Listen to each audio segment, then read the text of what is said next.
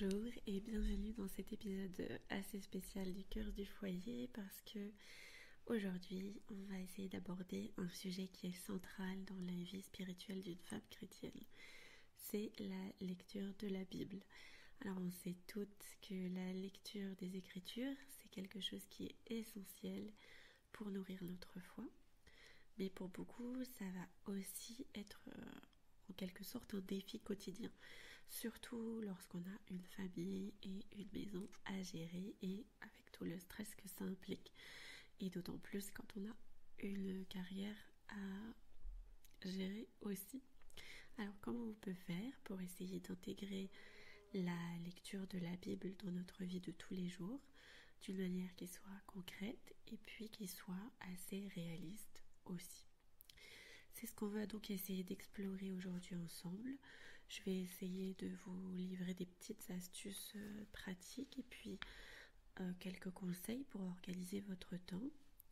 Et on va essayer aussi de parler de la manière dont cette lecture, elle peut réellement transformer votre vie et votre foyer au sens positif, en tout cas, je l'espère.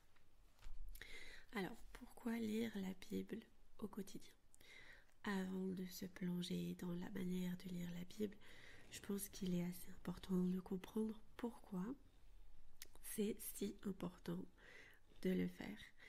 La lecture des Écritures, c'est une source inépuisable en fait de sagesse, de force, et elle va nous aider, cette lecture, à mieux comprendre en fait la volonté de Dieu pour notre vie, à fortifier notre foi, et aussi parfois à trouver des réponses à nos doutes, à calmer nos peurs aussi, à trouver la paix, ce qui n'est pas facile à faire dans la vie de tous les jours, mais qui, dans les Écritures, permet ce travail plus facilement, je dirais. Donc dans l'évangile de Saint Jean, Jésus va nous dire « L'homme ne vivra pas de pain seulement, mais de toute parole qui sort de la bouche de Dieu. » Là j'ai cité Matthieu, mais c'est à peu près pareil. En fait, cette parole, elle est notre pain spirituel. En tant que mère et en tant qu'épouse, on a besoin de cette nourriture pour nourrir notre âme, mais aussi pour guider nos enfants et puis guider nos maris, qui relève quand même un peu de notre devoir. Je pense qu'il est vraiment essentiel de se rappeler que la lecture de la Bible, c'est pas seulement un devoir religieux, c'est réellement une bénédiction qui va nourrir notre cœur et notre foyer. Alors on va rentrer un peu dans le vif du sujet. Comment est-ce qu'on peut organiser sa lecture biblique ? Voilà, c'est une question à laquelle on en vient, c'est vraiment la question concrète. Comment lire la Bible d'une façon qui soit à la fois régulière et en même temps qui puisse être intégrée à un emploi du temps qui est forcément chargé. On va pas se mentir, on est toutes et tous un peu chargés de nos jours et trouver le temps de consacrer autant de temps en fait à l'écriture, c'est un peu compliqué. C'est pas toujours facile, en tout cas pour la plupart d'entre nous. La première chose à faire, je pense que c'est de choisir un moment qui soit complètement dédié. C'est fondamental en fait de choisir un moment précis de la journée où vous vous dites c'est votre moment pour lire la Bible. Le meilleur moment que j'ai trouvé à mon avis c'est le matin, c'est-à-dire avant que la maison elle s'allume, que les enfants se réveillent, que votre mari se réveille, que vous n'ayez d'obligations temporelles, etc. Je pense que c'est vraiment un moment qui est assez idéal. Ça implique effectivement de se lever tôt, d'être peut-être un peu fatigué, mais c'est un moment qui est privilégié. Vous pouvez vraiment méditer en toute tranquillité, sans être interrompu, sans être dérangé. Et c'est vrai que la lecture biblique, c'est une activité qui demande à ne pas être interrompu toutes les 5 minutes, à ne pas être dérangé. Sinon, comment voulez-vous la méditer ? Comment voulez-vous surtout vous en imprégner et la faire fructifier au cours de votre journée ? Après, évidemment, je sais que c'est pas possible dans tous les cas. Et donc, dans cet ordre d'idées, si c'est pas possible, peut-être que ça pourrait être utile de lire un passage en début d'après-midi, même si c'est un tout petit, qui vous encourage et qui vous redonne ces petits boosts d'énergie dont vous avez besoin pour affronter le reste de la journée qui, souvent à midi, a déjà été assez épuisante, mais qui réserve encore son lot de surprises et d'épuisement. Après, le soir, avant d'aller se coucher, ça peut aussi être une bonne idée. Le problème que je vois principal avec ça, c'est que souvent les gens qui réservent la lecture de la Bible en fin de journée avant d'aller se coucher, en particulier les femmes au foyer, on a rarement l'occasion d'aller se coucher en n'étant pas épuisé et pas fatigué. Et de deux choses l'une, soit vous êtes tenté, voire vous le faites, vous reportez au lendemain en fait, vous ne le faites pas, vous allez vous coucher juste parce que ça suffit, la journée a été assez épuisante comme ça, pour vous rajouter quelque chose qui est assez demandeur en énergie finalement. Soit vous le faites et presque en étant pressé en fait, en se dépêchant, en essayant d'aller vite pour pouvoir justement être entre guillemets débarrassé et aller justement se coucher, se reposer et s'arrêter là. Aucune des deux solutions ne me paraît bien. Si vous arrivez à vous consacrer à la lecture biblique le soir avant d'aller vous coucher, mais que vous arrivez à le faire sans tomber dans un des deux travers que j'ai cités, ça peut être une bonne chose. Effectivement, il y a ce côté détente, ce côté j'offre ma nuit à Dieu, etc. Je reste dans un état d'esprit positif pour aller m'endormir, etc. J'ai l'esprit détendu et l'esprit relaxé. Ça peut être une bonne option. Après, si vous voulez y aller à fond, vous pouvez aussi vous dire je le fais le matin, en début d'après-midi et le soir. C'est ce que font en général les personnes qui sont consacrées à Dieu. Donc pourquoi pas, si c'est votre vocation et votre objectif. Après, c'est peut-être un peu difficile à suivre et à enchaîner si vous vivez dans le monde et si vous avez pour but de vivre dans le monde. Il faut quand même faire un peu partie du monde et ne vivre que à travers les Écritures autant de fois par jour, d'interrompre votre journée dans cet objectif. Ça peut être difficile à maintenir sur le long terme.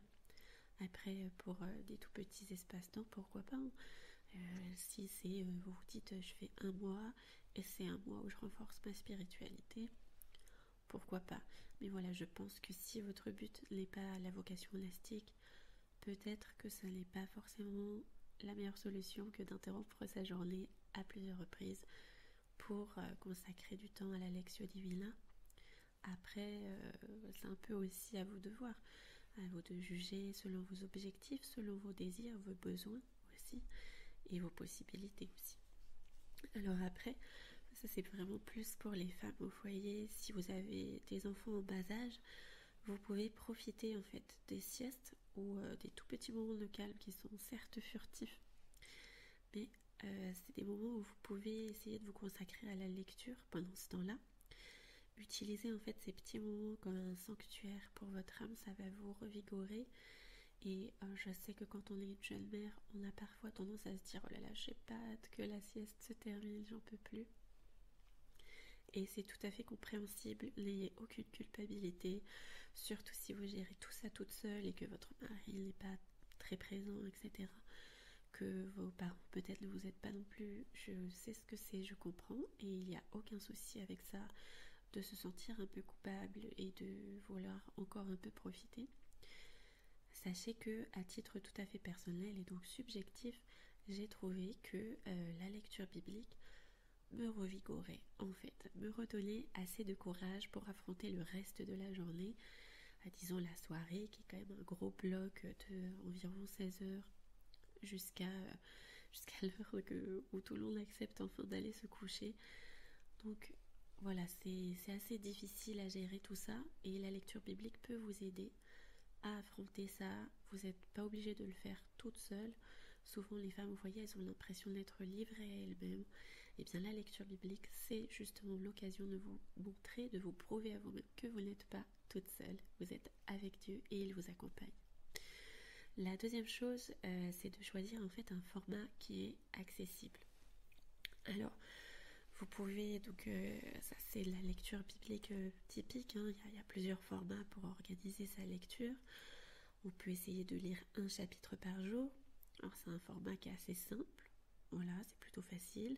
Ça permet d'installer une espèce de routine. On peut essayer de commencer par les évangiles, hein, Saint Matthieu, Saint Marc, Saint Luc et Saint Jean, pour rendre la chose plus digeste parce qu'ils sont souvent un peu plus faciles d'accès. Et puis après, on peut essayer d'explorer les livres de l'Ancien Testament comme les psaumes ou les proverbes qui offrent à la fois des enseignements pratiques, hein, donc ils sont très terre à terre, et en même temps, il y a cette espèce de côté poétique et cette beauté en fait qui vous apporte du soutien au quotidien. Après, il y a aussi l'option de lire un verset chaque jour. Alors, bon, forcément, c'est beaucoup plus long, mais c'est un choix. Et si vous manquez de temps, en fait, prendre un verset de la Bible tous les jours, c'est déjà une belle manière de méditer ça. Il y a beaucoup de livres de méditation chrétienne qui offrent des versets et puis des réflexions pour chaque jour de l'année.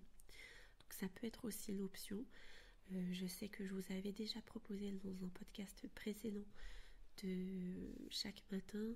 Alors, soit vous ouvrez votre Bible un peu au hasard pour lire un verset qui couvrira un peu votre journée et vous donnera une inspiration pour la journée, soit de copier vous-même des petits versets bibliques et puis de les piocher au gré de vos envies, de vos besoins, au hasard.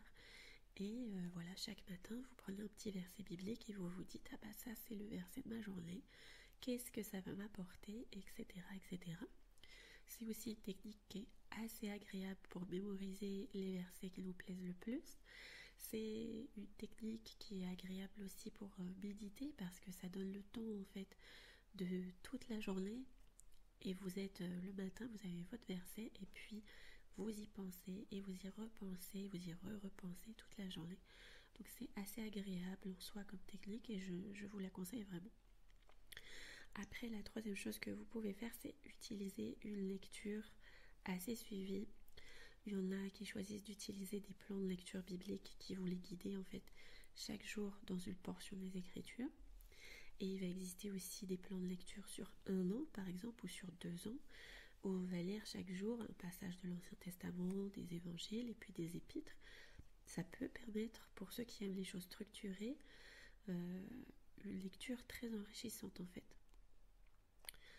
Après, la troisième chose qu'il vous faut, c'est surtout un support adapté. Alors évidemment, vous pouvez utiliser des supports comme des applications. Il y a YouVersion, je crois. Alors il me semble que c'est protestant, mais pourquoi pas. Ça vous permet quand même de lire la Bible chaque jour et directement sur votre téléphone. Il y a aussi beaucoup de ces applications qui offrent des versions audio de la Bible qui sont très pratiques quand vous êtes occupé avec les enfants ou avec les tâches ménagères. Vous faites autre chose en même temps, vous êtes en train, je sais rien, de laver votre frigo et en même temps vous écoutez votre petit chapitre biblique que vous vous êtes dit que vous consacreriez aujourd'hui, auquel vous vous consacreriez aujourd'hui. Désolée, j'ai un peu... Donc voilà, ça peut être quelque chose d'assez intéressant pour vous et ça permet de ne pas vous couper dans votre journée tout en étant enrichi de la sagesse biblique et des Écritures. Alors après, ça pose une question, comment vous pouvez après approfondir la compréhension des Écritures? Parce que lire la Bible, en fait, c'est une chose, mais la comprendre et la comprendre profondément, c'est vraiment essentiel. Comment est-ce qu'on peut réellement plonger dans le sens de ce qu'on lit? Alors, c'est une question qui, je pense, a été discutée depuis au moins 2000 ans. La première chose qu'on peut faire, à mon avis, c'est d'abord la prière, avant et après, et peut-être même pendant, pourquoi pas. Avant chaque lecture, essayez de prendre un moment, un tout petit moment pour prier, puis pour demander à Dieu de vous éclairer, de vous guider dans votre compréhension des Écritures. Et la prière, en fait, elle va préparer le cœur et l'esprit à recevoir la parole de Dieu. Vous avez des exemples de prières qui sont assez basiques, hein. Par exemple, Seigneur, je viens devant toi avec un cœur ouvert, ouvre mes yeux et mon esprit pour que je puisse comprendre ta parole et l'appliquer à ma vie quotidienne. Voilà, c'est tout simple, vous n'avez pas besoin d'en faire plus. Vous pouvez faire quelque chose qui vous ressemble un peu plus, quelque chose d'un peu plus personnalisé, il n'y a aucun problème avec ça. Mais voilà, essayez de prier un petit peu avant, et puis de prier un petit peu après. La prière après, elle a plus vocation à être un peu méditative, vous voyez. Vous pouvez plus réfléchir au sens et à la compréhension que vous avez du texte que vous venez de lire. La deuxième chose que vous pouvez faire, c'est évidemment d'utiliser des commentaires bibliques. C'est un autre outil qui est assez utile pour comprendre les Écritures plus profondément. L'utilisation là des commentaires bibliques. Alors, bon, c'est des ressources qui vont impliquer parfois le contexte historique, culturel et théologique des passages qu'on lit. On peut en trouver beaucoup de commentaires en ligne ou dans des librairies chrétiennes aussi. Après, moi, ce que j'apprécie beaucoup, ce sont la Bible archéologique. Donc alors, je l'apprécie beaucoup, mais son problème et son principal inconvénient, c'est que, à mes yeux en tout cas, ça n'est pas une Bible catholique, donc elle est incomplète, on va dire ça comme ça, et les commentaires ne reflètent pas toujours ma pensée, mais j'apprécie le côté archéologique, parce qu'à la base, j'ai quand même une formation d'archéologue, et donc des formations professionnelles, j'apprécie énormément le fait d'avoir des commentaires archéologiques dans ma Bible. En fait, c'est quelque chose qui me plaît beaucoup. L'autre chose que j'apprécie aussi, c'est le fait de croiser les commentaires. Vous avez des livres de Bible commentés, et puis vous en mettez plusieurs en parallèle les uns avec les autres, et ça va faire rejaillir votre propre idée, votre propre pensée, et ce que vous allez en extraire par rapport à tout ce que tout le monde vous dit, en fait. Parce que la vérité, elle est quelque part ailleurs que dans tout cela. Elle est peut-être, vous allez en percevoir. L'autre chose que vous pouvez faire, en fait, c'est la méditation. En fait, après avoir lu un passage, vous prenez un moment pour méditer sur ce que vous avez lu. Vous laissez les paroles pénétrer votre cœur, en fait. Peut-être qu'un verset particulier va vous toucher plus que d'autres, et vous allez avoir besoin d'y passer un peu plus de temps. Et c'est à ce moment-là que la méditation, elle va vraiment entrer en jeu. Vous pouvez aussi noter dans un carnet ce que vous avez compris ou ce qui vous a interpellé. Et alors là, on va dire, c'est un développement un peu plus poussé. C'est-à-dire qu'il y a une chose que j'adore personnellement, ce sont les Bible journal, on va dire, où vous savez, vous avez, alors c'est très protestant comme concept de base, mais pourtant j'adore ça. Vous avez le texte biblique, et puis sur le côté, vous avez en général un peu d'espace, où vous pouvez choisir soit de dessiner, soit de d'écrire, etc. À titre personnel, je l'écris énormément, je l'utilise pour écrire énormément sur les côtés. Alors je fais 2-3 dessins, mais c'est surtout pour l'écriture. Je note mes pensées, je note mes réflexions, je note ce que ça m'évoque.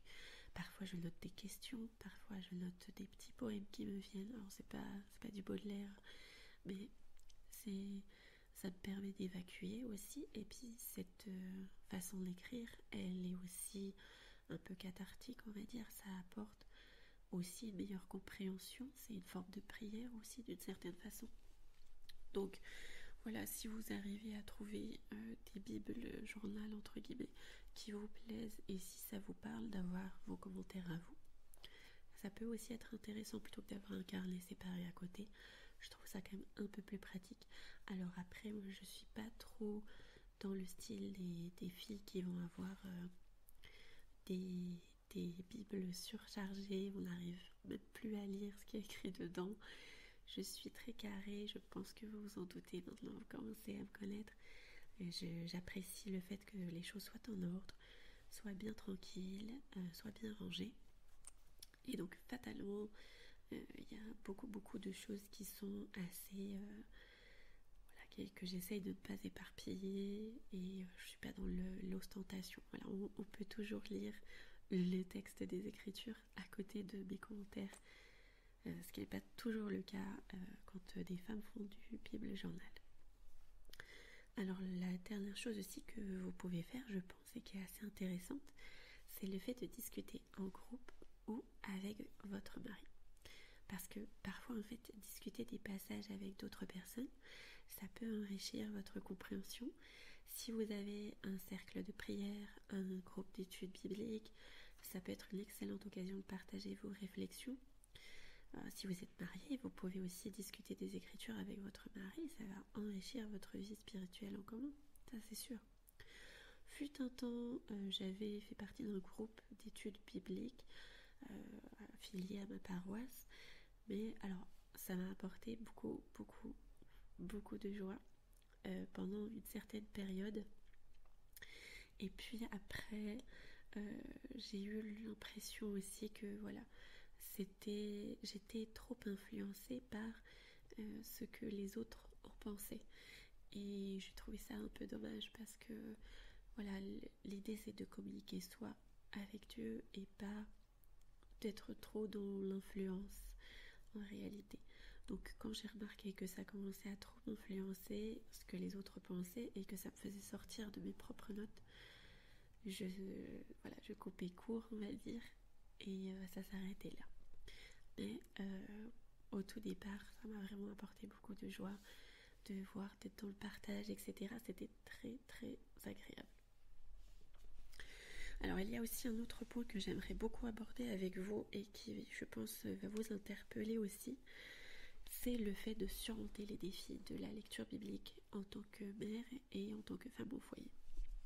Parce que on est toutes bien d'accord, il existe vraiment de nombreux défis à intégrer la lecture de la Bible dans un emploi du temps qui est surchargé, à plus forte raison pour une mère qui fait souvent du 3h, 23h.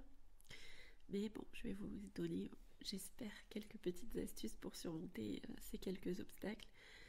La première chose que vous pouvez faire, c'est évidemment d'essayer de lutter contre la distraction, parce que les distractions sont partout dans nos vies, surtout quand on est mère et femme au foyer. Rappelez-vous que même quelques minutes de concentration, ça peut être très profond et ça peut être suffisant. Si vous êtes interrompu, vous revenez à votre lecture un peu plus tard dans la journée. Ne vous en formalisez pas, c'est pas grave, je ne pense pas que Dieu va s'en offenser non plus, si vous le faites avec respect, bien entendu. La seconde chose que vous pouvez faire, c'est de fixer des objectifs réalistes. Ne vous mettez pas trop de pression. Si vous n'arrivez pas à lire 1 heure par jour, eh bien, c'est pas grave. Commencez petit. Juste 1 ou 2 versets par jour, c'est déjà énorme vers une vie spirituelle qui va être beaucoup plus riche. Essayez pas de vous dire, voilà, je vais lire la Bible en 1 an et du coup vous tapez 3 ou 4 chapitres par jour. C'est pas possible. Si vous allez être enthousiaste en début d'année, et puis après, le reste de l'année, vous allez tout abandonner. Et ça sera beaucoup plus difficile après de reprendre. Donc l'idée, c'est vraiment pas de s'acharner, c'est vraiment pas d'être dans la performance. On n'est pas là pour se dépêcher, on est là pour profiter, pour passer du temps avec Dieu, pour s'enrichir au contact des Écritures. Et si vous lisez pas tout d'un coup, eh bien c'est pas grave en fait. Vous pouvez tout à fait lire un petit peu, et puis l'autre jour un petit peu, et puis si un jour vous avez un peu plus de temps ou qu'il y a une sieste qui dure plus longtemps, eh bien vous pouvez peut-être ce jour-là en lire un peu plus, et le lendemain vous pourrez peut-être pas le lire autant, vous pourrez vous consacrer qu'à un seul verset, eh bien c'est pas grave, c'est ça la vie en fait. Vous n'êtes pas obligé de tout le temps être dans la surperformance et la surenchère. Dites-vous juste que si c'est ce que vous voulez faire, peu importe si ça vous prend 20 ans de lire la Bible en entier, ça n'a pas d'importance. Dieu ne se préoccupe pas de savoir en combien de temps vous allez la faire, cette lecture. Il se préoccupe de savoir si vous allez la faire. Et la troisième chose, c'est d'essayer d'impliquer vos enfants. Si vous avez des enfants qui sont un peu âgés quand même, vous pouvez aussi essayer de les impliquer dans la lecture de la Bible. On peut essayer de lire un passage ensemble, en discuter. Pour les plus petits, on peut essayer d'utiliser des livres bibliques illustrés, leur raconter des histoires qui soient assez adaptées à leur âge. Je sais qu'il y a les tout petits souvent qui s'accrochent à certains personnages plus qu'à d'autres. Les grands qui commencent à apprendre à lire en CP, ils sont très très friands de pouvoir lire des textes assez compliqués et ils sont très fiers d'eux et de leur réussite et de pouvoir justement montrer qu'ils savent lire. Donc ça peut être intéressant aussi de partir dans cette direction et de plutôt choisir d'impliquer les enfants. En général, quand vous faites quelque chose, ça les intéresse et ils ont envie de faire la même chose que vous. Donc essayez de les impliquer et de faire ensemble. Comme ça en plus, ça vous évite d'avoir à attendre la sieste. L'autre point que je voudrais aborder, c'est la lecture de la Bible et puis la façon dont ça va transformer votre foyer. Parce que, alors c'est une des raisons pour lesquelles je voulais aussi faire cet épisode. C'est parce que je pense que c'est assez important de comprendre l'impact que la lecture de la Bible, elle peut avoir sur votre foyer. Ce dont on ne se rend pas forcément compte au départ. Lire la Bible tous les jours, c'est une façon que vous allez avoir de nourrir l'atmosphère spirituelle de votre maison. Ça va aussi être un moyen de donner un exemple à vos enfants. Et en tant que mère, on a évidemment un rôle clé dans l'éducation spirituelle de nos enfants. Ça va commencer par ce que nous vivons et ce que nous enseignons à travers notre propre vie spirituelle. Et la lecture de la Bible en famille, ça peut aussi contribuer à renforcer les liens familiaux et à offrir des moments de partage et puis de prière aussi ensemble. Alors là, je pense que je vais plutôt partir sur des petites choses concrètes parce que j'ai beaucoup parlé et finalement ça fait déjà presque une demi-heure et je ne voudrais pas vous laisser sans conseils concrets. Donc la première chose que je voudrais qu'on discute, c'est comment choisir la bonne Bible. Ça va être un des premiers obstacles auxquels beaucoup de personnes vont faire face. Et vous aussi certainement lorsque vous allez souhaiter commencer à lire la Bible. Et c'est le choix du texte en fait. Alors, en tant que catholique, c'est important, je pense, de choisir une Bible qui va respecter la version canonique catholique. Les protestants, par exemple, ils vont, eux, utiliser des Bibles qui ne vont pas inclure les mêmes livres que ceux de l'Ancien Testament catholique. Alors, comme ça peut prêter un peu à confusion, on va essayer de voir ensemble les éléments qu'il faudrait essayer de considérer. Mais d'abord, je voudrais vous faire un tout petit point. Si vous êtes dans un moment difficile, dans une étape de votre vie assez compliquée, ou même pour des raisons purement matérielles, vous n'avez pas les finances, la bonne Bible à lire, c'est celle que vous pouvez avoir le plus vite possible. Si c'est une Bible que vous avez qui est très vieille, qui est défraîchie, mais que vous avez sur place dans la maison, prenez celle-là. Si c'est la Bible de votre baptême que vous n'avez jamais ouverte, prenez celle-là. Si vous n'en avez aucune à la maison, c'est très dommage, mais à ce moment-là, allez à une bibliothèque et lisez-la. Il y a toujours une Bible dans les bibliothèques en général. L'autre chose aussi, c'est de savoir que même si je recommande fortement d'avoir une Bible catholique, mais je pense que la priorité, c'est quand même d'avoir une Bible tout court. Et à ce titre, je recommande fortement une Bible qui est, je crois que c'est une traduction second 21, il me semble, mais qui en tout cas est disponible au prix de 2€ sur Amazon. Donc, et je pense que vous pouvez aussi la commander en librairie. Donc là, c'est vraiment, c'est pour être pas cher. Vous avez vos 2€, vous les dépensez dans votre Bible et c'est bon. Alors, elle n'est pas de très bonne facture. C'est une petite Bible de poche, format un peu plus grand, à l'époque où je l'ai acheté en tout cas. Mais voilà, c'est très bien pour juste lire la Bible. Il vaut mieux en avoir une que pas du tout, fût-ce une version protestante. Je n'ai rien contre les protestants, bien sûr, mais enfin, ça reste pas tout à fait le même livre, donc voilà. Je pense quand même qu'il vaut mieux avoir cette Bible à 2€ plutôt que de pas prendre de Bible sous prétexte que ça coûte 60€, etc., que c'est impossible à trouver, etc. Voilà. Ces considérations étant posées, voici mes points de regard pour votre choix. Si vous pouvez vous permettre d'avoir le choix en tout cas. La première chose, c'est la version catholique. Évidemment, quand on est catholique, on doit s'assurer que la Bible qu'on choisit va comporter tout d'abord donc les 7 livres deutéro-canoniques, donc comme les livres de Tobie, de Judith, la sagesse, etc., qui vont, eux, être exclus de la version protestante. Donc une bonne Bible catholique, elle doit donc inclure ces livres. Parmi les meilleures éditions catholiques, on trouve la Bible de Jérusalem, celle que j'ai par exemple, qui se trouve aussi à peu de frais, je crois qu'il en existe à 15 euros. Et la Bible de la liturgie, qui est en général un peu plus chère à trouver, et qui sont largement respectées, je pense, pour leur traduction assez fidèle, et puis leur richesse théologique. Et là, on ne parle pas de Bible avec commentaires, on parle juste du texte. Si c'est la première fois, peut-être que vous n'avez pas forcément besoin de vous encombrer de commentaires. La deuxième chose que vous devez faire, c'est d'essayer de choisir une traduction qui soit compréhensible. En fait, les traductions de la Bible, elles sont assez nombreuses. C'est assez important, je pense, de choisir celle qui va vous parler le mieux, tout en restant assez fidèle aux textes originaux. Il y a certaines Bibles, comme par exemple la Bible de Jérusalem dont on a parlé tout à l'heure, où le texte va être très riche en annotations, en explications, et parfois ça peut être un peu difficile d'accès, alors qu'il y a d'autres Bibles, comme la traduction œcuménique de la Bible, c'est la TOB, on appelle ça, qui sont assez simples d'accès et pourtant qui restent relativement respectueuses du texte source. Évidemment, je vais vous conseiller plutôt une Bible de Jérusalem, mais voilà, si vous voulez une TOB, à la limite, pourquoi pas. La dernière chose, c'est pour vous communiquer les Bibles au sujet des Bibles sédévacantistes. Si vous vous identifiez à la position sédévacantiste, je pense que c'est assez bon de savoir que certaines éditions peuvent être plus conservatrices dans leur approche.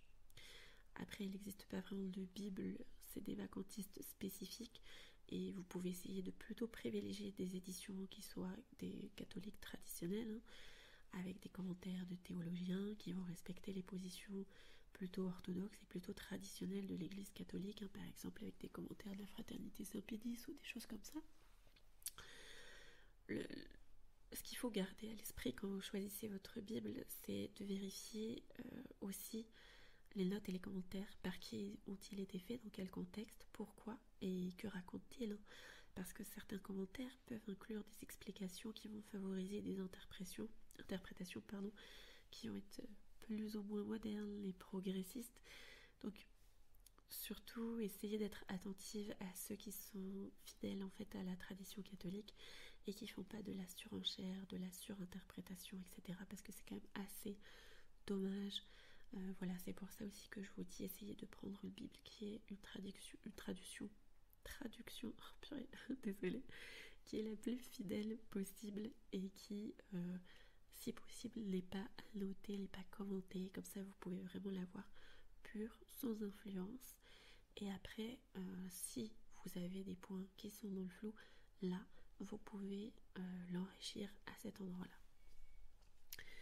Alors l'autre point qui est assez intéressant aussi à déterminer, c'est comment choisir un plan de lecture biblique. Alors, une fois que vous avez votre Bible, c'est essentiel de savoir comment aborder la lecture. Un plan de lecture, ça peut être un excellent moyen de vous aider à rester discipliné et puis surtout à lire régulièrement. Ça va éviter de vous épuiser. Alors, est-ce que c'est préférable d'avoir des plans thématiques ou des plans livresques? Donc, ça, c'est une grosse question. Sachez qu'il existe différents types de plans de lecture. Donc, les plans thématiques, ils vont suivre des thèmes assez spécifiques. Donc, la prière, la sagesse, je suis désolée, je suis un peu essoufflée, les prophéties, etc. Ces plans, ils vont souvent être utilisés dans les livres de méditation quotidienne ou bien parfois dans les applications mobiles de lecture biblique. Si c'est par ça que vous souhaitez passer, sachez que vous aurez souvent des plans thématiques qui vous seront proposés. Par ailleurs, vous avez aussi l'option des plans livresques, et donc là, ça va être des plans qui vont suivre vraiment l'ordre traditionnel des livres de la Bible. Donc soit en lisant un livre après l'autre, soit en mélangeant les livres de l'Ancien et du Nouveau Testament pour maintenir une espèce d'équilibre et puis éviter aussi la lassitude, hein, parce que c'est vrai que je vous avoue que même pour moi, certains livres de l'Ancien Testament sont assez, je dirais, difficiles d'accès, pour ne pas dire autre chose. Alors, l'idée, en fait, quand vous allez essayer de choisir ce plan, c'est surtout d'adopter un plan qui soit adapté à votre rythme, à vous. C'est très important de ne pas vous surcharger. Il ne faut pas que votre lecture biblique ce soit une autre tâche que vous avez à faire dans votre journée. Si vous êtes une maman déjà assez occupée, commencez en fait par un plan un peu plus simple, comme la lecture à la limite de un chapitre par jour. Ça peut être un peu plus adapté. Après, vous pouvez aussi opter pour un plan de lecture en 1 an ou en 2 ans, et puis essayer de vous assurer qu'il va rester accessible sans être écrasant. Par exemple, vous lisez peut-être 3 ou 4 chapitres les jours où vous êtes en vacances, ou votre mari est en congé, etc. Et puis, peut-être qu'il y a des jours où vous lirez aucun chapitre, je ne sais pas.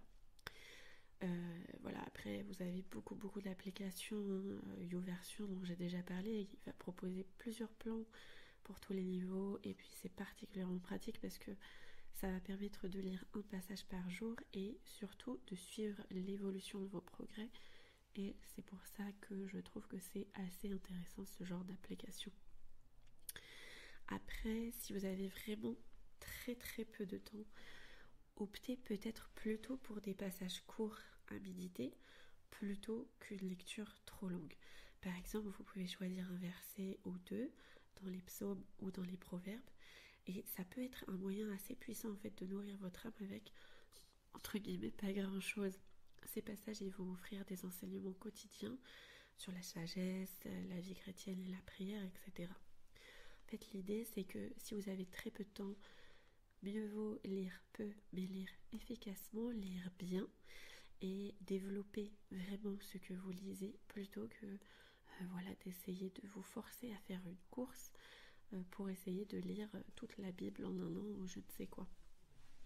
L'idée, c'est vraiment, si vous avez envie de plutôt méditer, j'en sais rien, un chapitre sur 1 mois par exemple, ou un verset pour une semaine, et de vraiment l'approfondir et de passer du temps dessus, et d'en extraire tout ce que vous avez possibilité d'en extraire, eh bien je pense que c'est encore préférable à tout type de lecture, etc. Ça peut vraiment être beaucoup plus agréable à lire.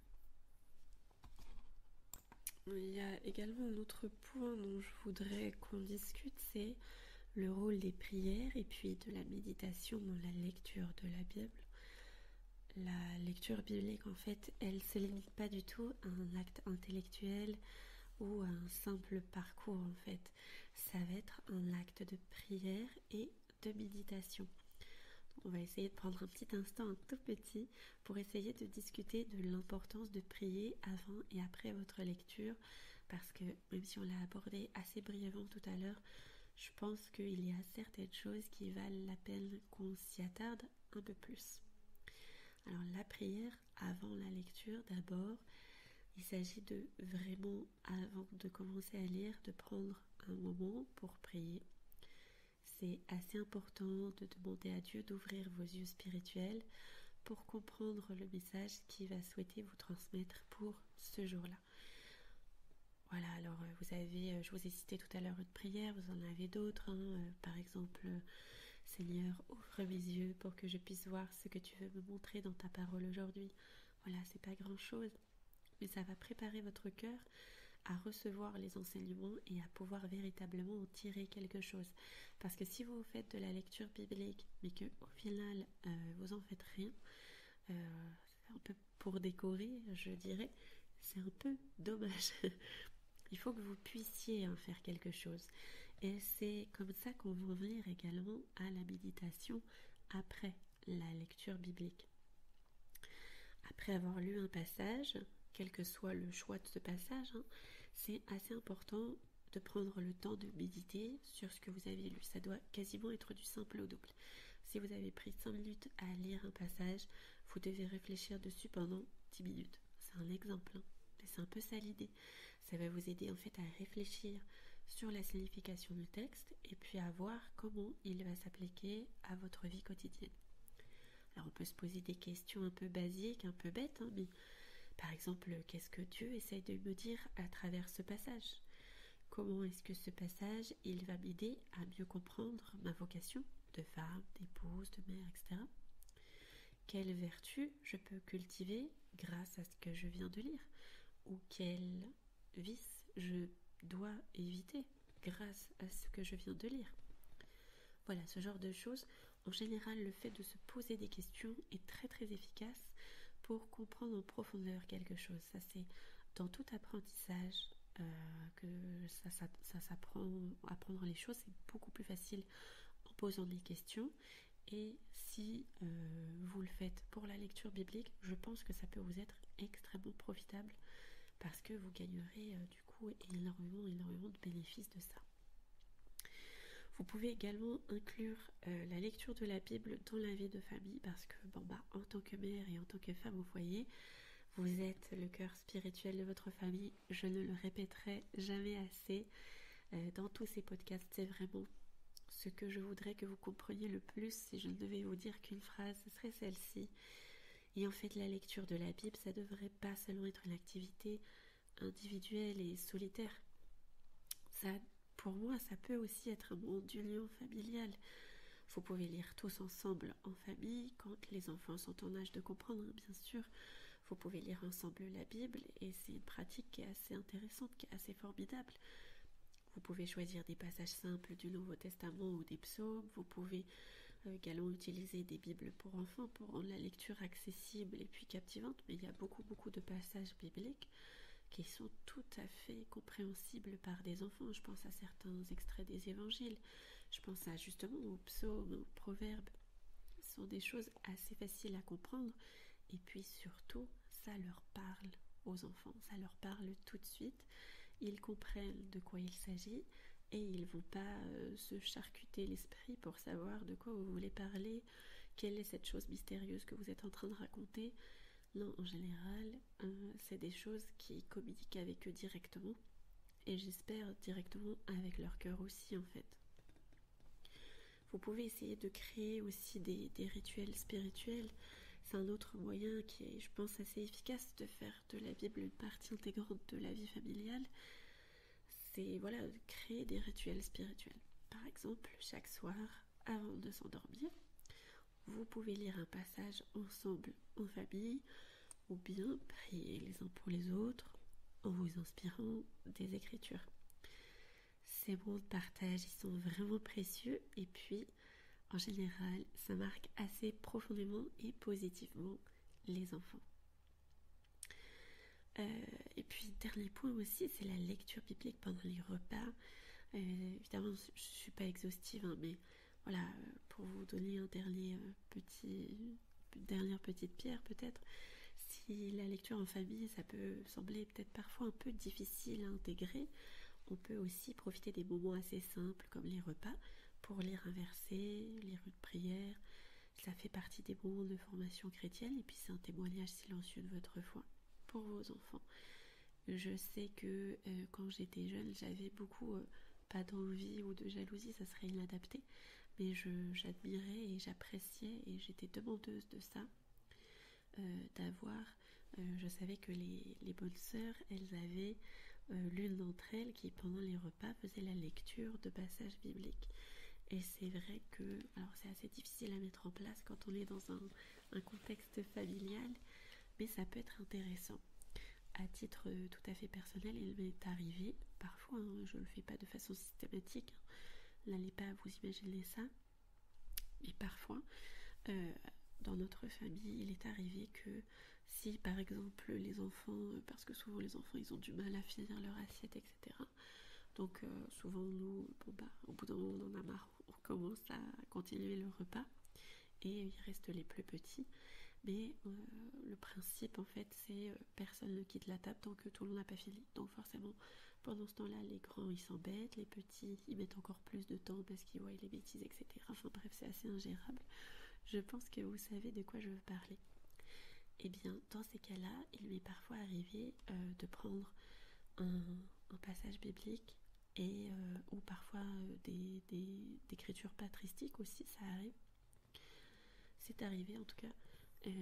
Ça n'arrive pas régulièrement, on dirait que ça arrive plein de fois quand je le dis comme ça, mais c'est arrivé plusieurs fois, mais pas de façon systématique du tout. Mais comme ça permet d'occuper les grands et de cultiver un peu toute la famille. Les petits entendent, ça les calme, ça les apaise et en général ils finissent d'ailleurs leur repas un poil plus vite. Et puis nous, ça nous fait du bien aussi en tant que parents d'avoir cette petite pause dans la journée où voilà, on se pose, on écoute et ça fait du bien. Alors en général, moi je n'écoute que peu puisque je suis la principale lectrice, mais ça peut faire du bien et même juste cette action-là me revigore un petit peu pour le reste de la journée. Voilà. Donc si vous avez des repas qui traînent en longueur, vous pouvez vous dire voilà, ça n'est pas un moment perdu, je vais prendre un peu les écritures avec moi et je vais lire un petit passage biblique qui plaira aux enfants, qui va plaire au papa et qui va vous faire du bien, vous détendre et vous redonner un élan pour le reste de la journée. En tout cas, j'espère.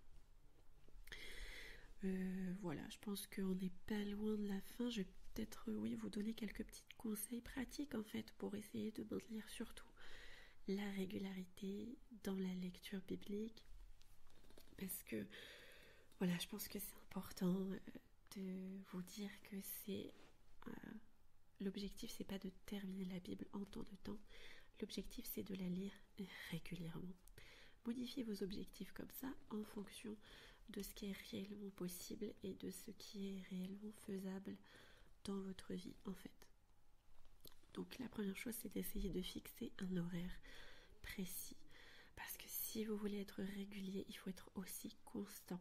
Donc si vous vous fixez un horaire précis chaque jour pour lire votre Bible, que ce soit le matin, l'après-midi ou la soirée, peu importe en fait ce qui vous arrange vous, le fait de savoir qu'il y a un moment qui est prévu pour ça, ça va vous permettre de ne pas oublier, de ne pas mettre ça de côté, ou voilà, ça fait partie de votre routine.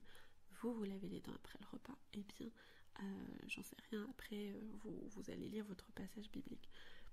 Bien évidemment, nous vivons dans un monde moderne, donc utilisez des applications, utilisez des rappels, des notifications. Voilà, comme je l'ai mentionné plus tôt, il me semble les applications comme YouVersion, ça peut vous envoyer des rappels quotidiens pour lire la Bible.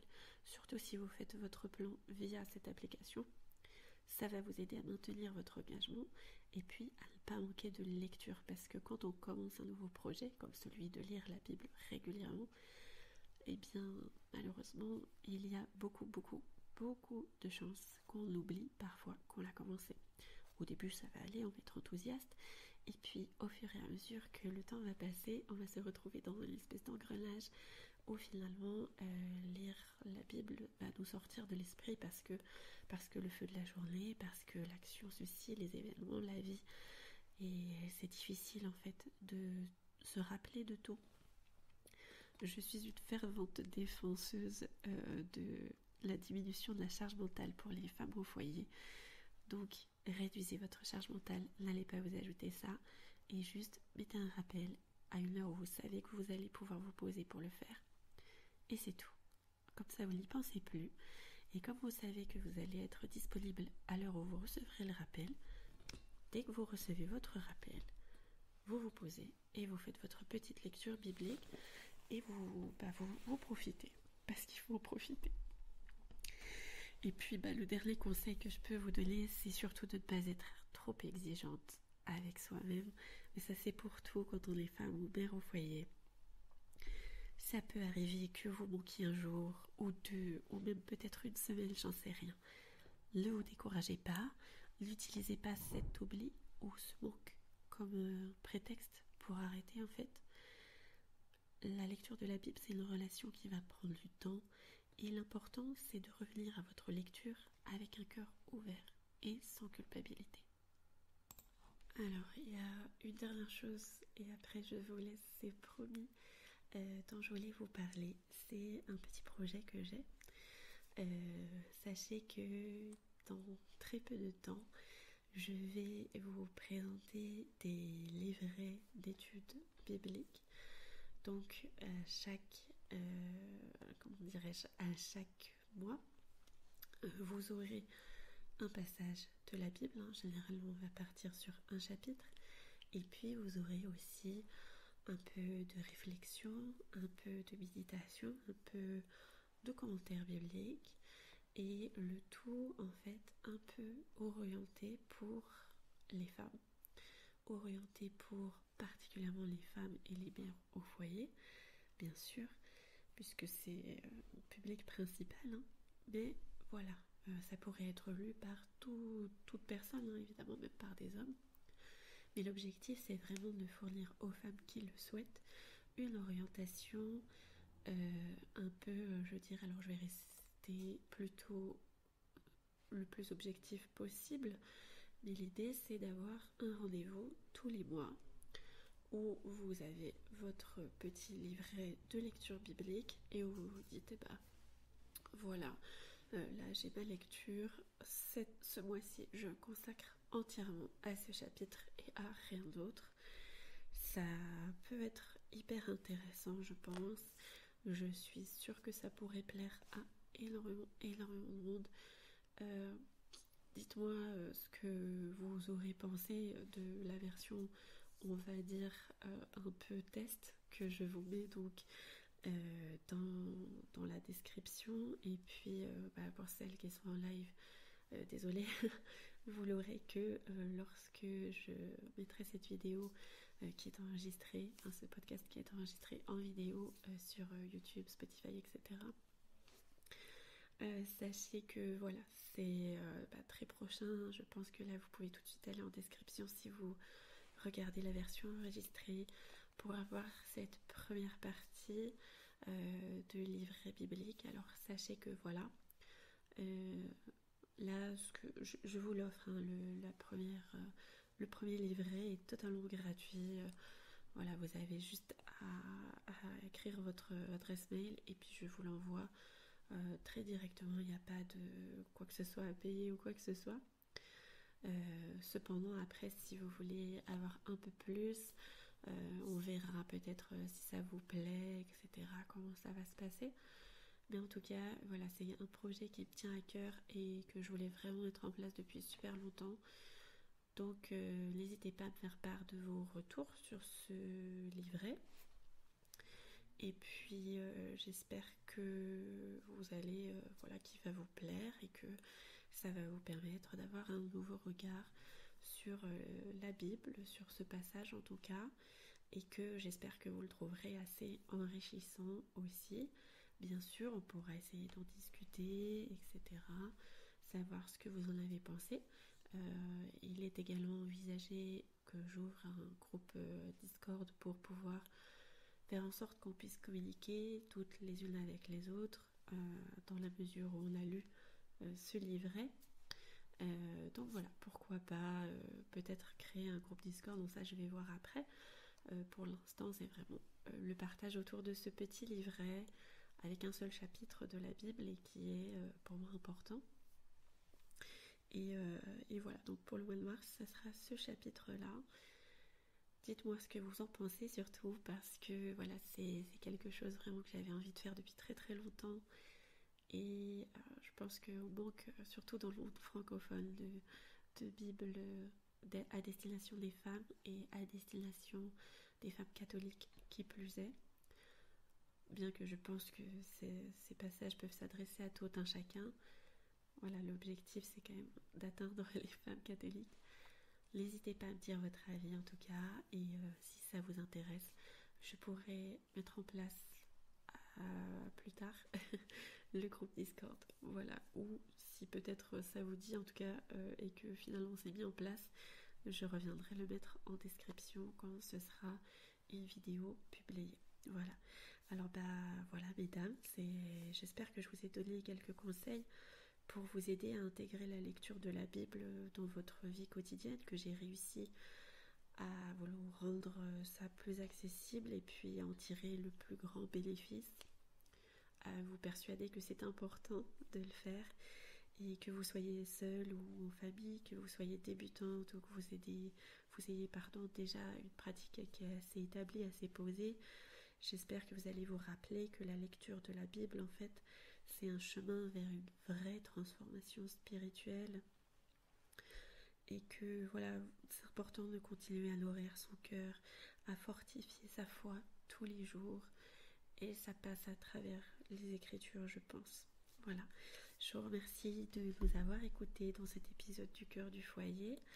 N'hésitez pas à partager la vidéo, à liker, à commenter, etc.